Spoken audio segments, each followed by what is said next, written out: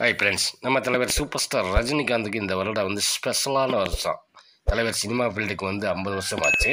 அதை கொண்டாடும் விதமாக பார்த்தீங்கன்னா, கம்மிங் பொங்கல் அன்னைக்கு வந்து 2024 இந்த வருஷம் வெளியான சூப்பர் ஹிட் திரைப்படம் வேட்டையின் திரைப்படம் வந்து சன் டிவியில் வந்து டெலிகாஸ்ட் பண்ண போகிறாங்க. இதனிடையே பார்த்தீங்கன்னா, சமீபத்தில் ரீரிலீஸில் பட்டையை கிளப்பிய தலைவரின் தளபதி படத்தை அடுத்து படையப்பா படத்தை வந்து ரீரிலீஸ் பண்ண போகிறாங்களோ. இது ஏற்கனவே வந்து தளபதி ரீரிலீஸ் செலிப்ரேஷன்லேயே நம்ம கேஎஸ் ரவிக்குமார் வந்து அனௌன்ஸ்மெண்ட் பண்ணிட்டாரு.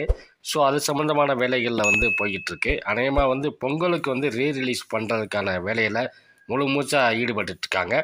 அடுத்து ஒரு ஸ்வீட்டான நியூஸ் என்னென்னா, ஜெயிலர் செகண்ட் பார்ட்டுக்கான அனௌன்ஸ்மெண்ட் தான். தலைவர் பிறந்த நாளைக்கே வர வேண்டியது வரல.